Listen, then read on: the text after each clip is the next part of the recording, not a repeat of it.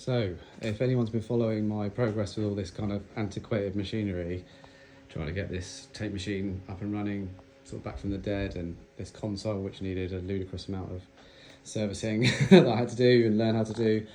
It's all first world shit, obviously, but it's all working, and I've been running some stuff through Tape for People, which is really fun for actual releases, and that's great, but I haven't made any music myself, my own music, and people did warn me how hard it was going to be to multi-track to tape on my own and manage it all and get stuff in sync, and yeah, it's quite difficult. I mean, it was a job in studios, a tape op, for good reason.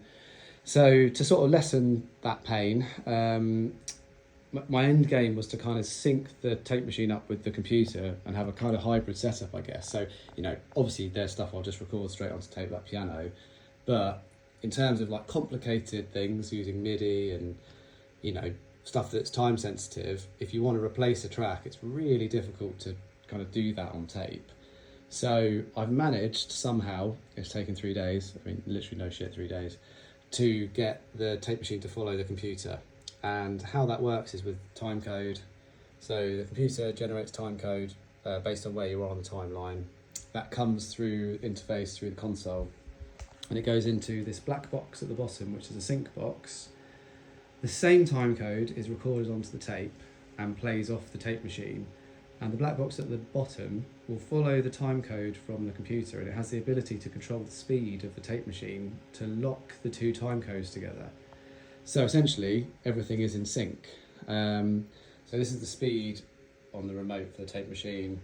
That's the timecode currently from the tape machine, and this is the timecode on the computer.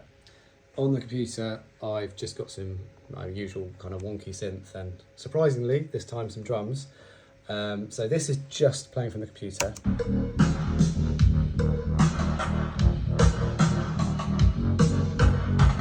So I'm going to mute the drums playing from the computer.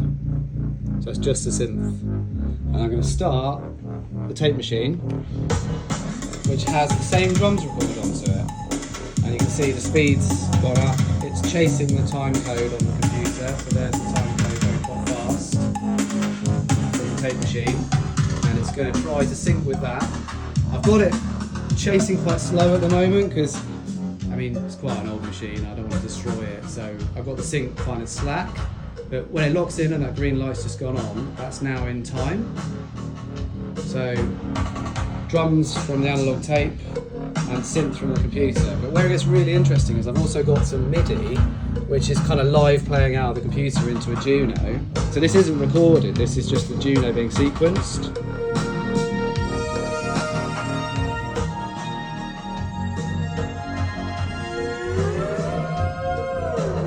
So that's really fun because essentially it means that you can build tracks up.